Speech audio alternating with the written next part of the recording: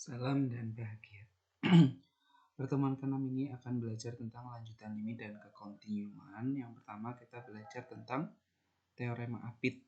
Nah, teorema Apit itu di sini misalkan ada fungsi f kurang dari fungsi g. Kemudian limit f dan g juga ada, limitnya ada. Nah, ketika x mendekati a, maka limit x menuju a dari fx itu akan kurang dari sama dengan limit gx menuju a.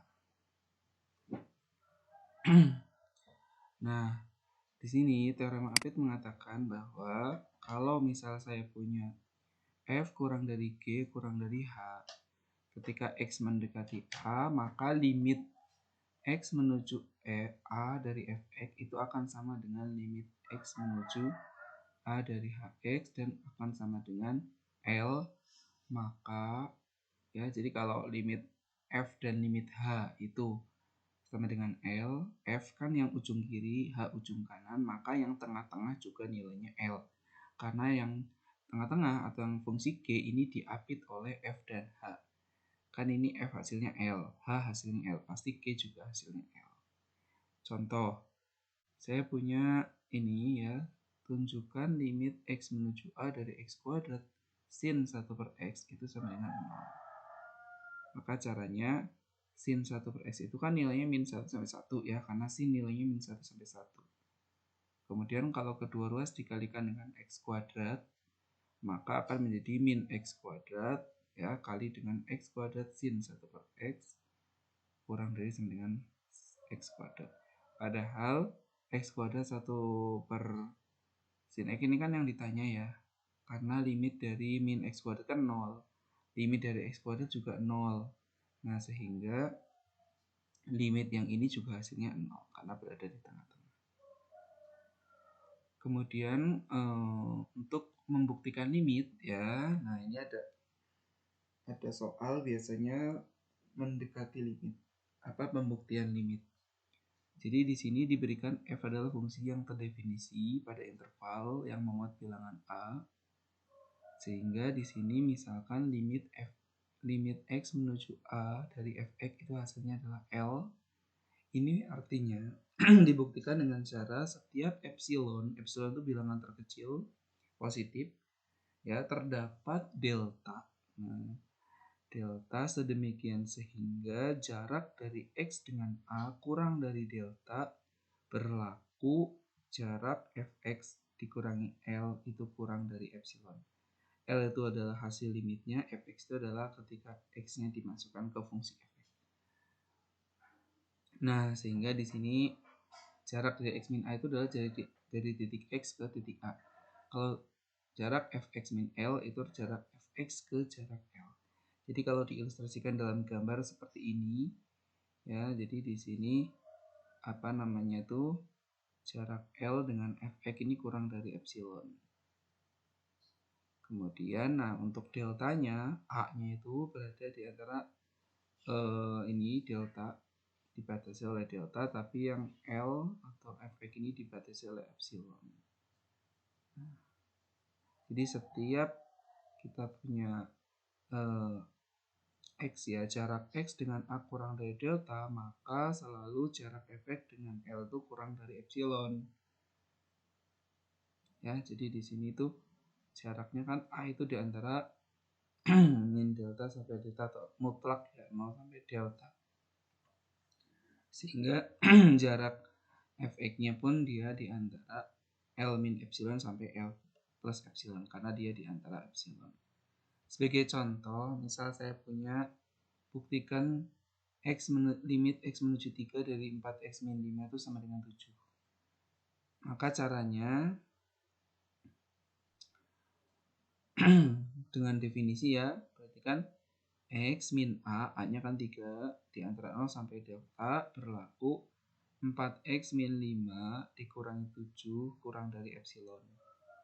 Kemudian 4x min 5 min 7 ini disederhanakan sehingga jadi 4x min 5 dikurangi 7 kan min 12. Jadi kan jadi 4 kali x min 3. Berarti kan sama dengan 4 kali mutlak x min 3. Nah, Kemudian X min 3 itu tadi kan kurang dari delta. Nah, berarti di sini berlaku 4 kali, ini kan kurang dari epsilon, sehingga nanti dipilih deltanya itu adalah, karena ini 4 kali X min 3, berarti 4 kali epsilon per 4, gitu, supaya nanti jadinya epsilon. Sehingga disederhanakan, untuk setiap epsilon positif, ya, sekarang deltanya adalah epsilon per 4, terdapat delta yang isinya epsilon per 4, sedemikian sehingga jarak X dengan A kurang dari delta berlaku jika jarak X dikurangi dengan 3 kurang dari delta berlaku ini. Nah, 4 kali X min 3 tadi kan sampai sini ya, 4 X min 3 ini kan ganti dengan delta karena dia kurang dari delta. Nah, nanti kurang dari epsilon, sehingga diperoleh bahwa jika X min 3 itu kurang dari delta, maka berlaku 4X min 5 min 7 kurang dari epsilon. Jadi terbukti bahwa limit dari 4X min 5 itu sama dengan 7. Karena berlaku definisi dari limit. Definisi yang mana? Nah, yang ini. Jadi kalau kalian punya epsilon positif, selalu terdapat delta positif, demikian sehingga jarak X dengan A kurang dari delta berlaku Fx min L kurang dari epsilon. Jadi gunakan definisi itu. Yang terakhir kita belajar ke kontinuan. Ya, kontinu artinya kan kayak bersambung ya, maksudnya lanjut gitu. Nah, artinya dia langsung tuh kontinu. Yaitu syarat dia dikatakan kontinu jika limit X menuju A dari Fx itu sama dengan Fa. Artinya ada 3 syarat yang harus terpenuhi supaya dia tuh fungsinya kontinu di X sama dengan A. Yang pertama, nilai fungsinya itu ada. Jadi Fa ada. Kemudian limit X menuju A dari Fx itu juga ada. Dan limit X menuju Fx itu sama dengan Fa. Jadi persamaan 1 sama dengan persamaan 2. Jadi nilai fungsinya ada, limitnya ada, dan limitnya sama dengan nilai fungsinya. Kemudian jika salah satu syarat tersebut tidak terpenuhi, maka F tidak kontinu. Ya, silakan dipahami dulu ya.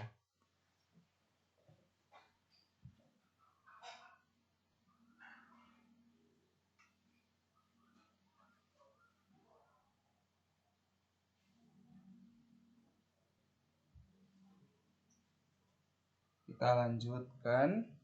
Kemudian masuk ke contoh.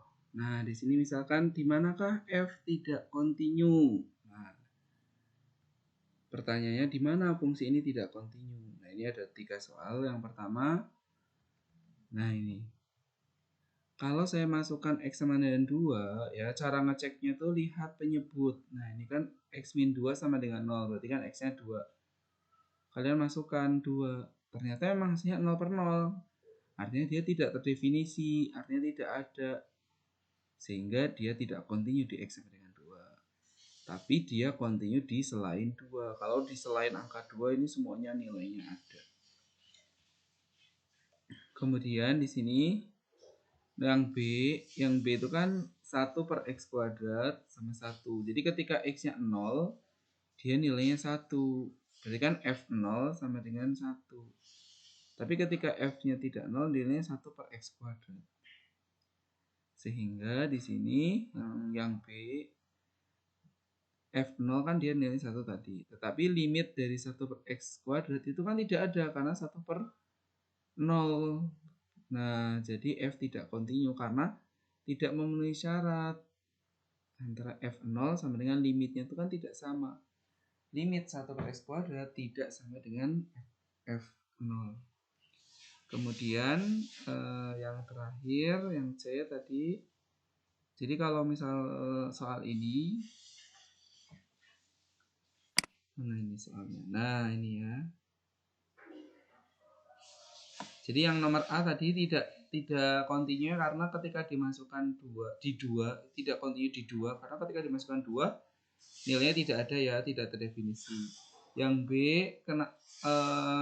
dia tidak kontinu ketika di 0, karena ketika saya masukkan 0 nilainya 1, tapi ketika dilimitkan itu tidak ada, limitnya tidak ada, itu syarat kedua tidak terpenuhi ya. Kemudian yang ke C, nah ini ketika di X sama dengan 2 nilainya kan 1, ketika limitnya ya, ketika X sama dengan 2 hasilnya berapa? Nah kita cari di sini.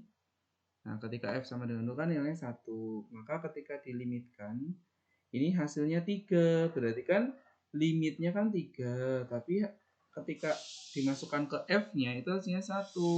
Jadi tidak sama, berarti juga dia tidak kontinu di X sama dengan 2 ya. Jadi kalau kalian perhatikan lagi, ketika X-nya sama dengan 2 itu nilainya 1, tapi ketika dilimitkan F-nya itu malah hasilnya 3. Ini kalau dilimitkan tadi dengan proses mengerjakan limitnya seperti ini, difaktorkan ya, X kuadrat min X min 2. Nah ini X min 2 nya dicoret, tinggal X plus 1 dimasukkan 2 hasilnya 3.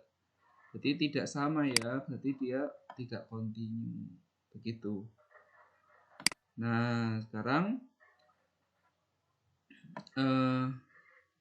fungsi F kontinu pada interval jika F kontinu di setiap bilangan di interval tersebut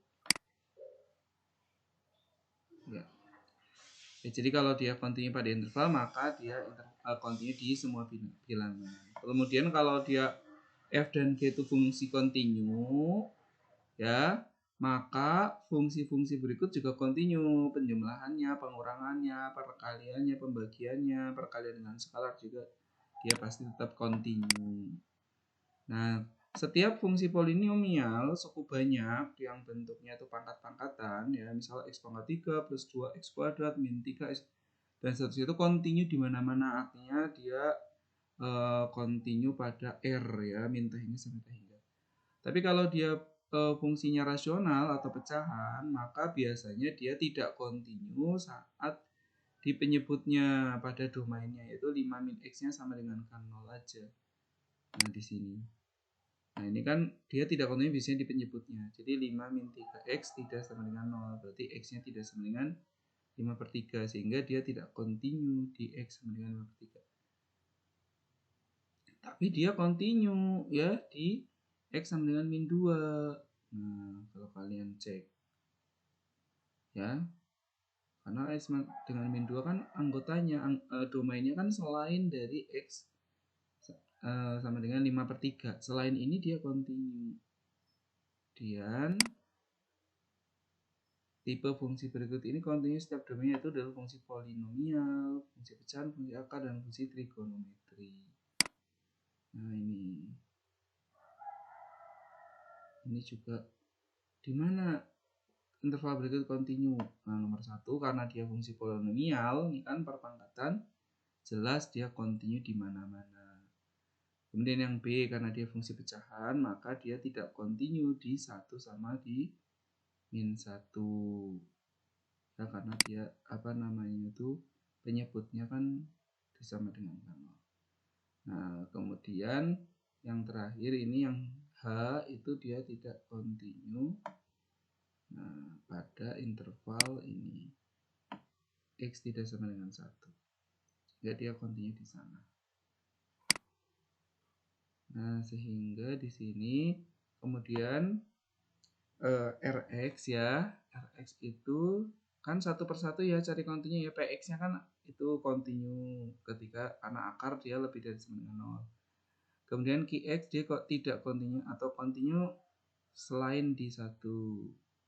Kemudian yang Qx tuh dia kontinu ketika ini minta hingga sampai 1 sama, oh ini kalian Qx ya. Kalau yang Rx dia kontinu di mana-mana karena dia tidak pernah 0 penyebutnya gitu ya, jadi aman.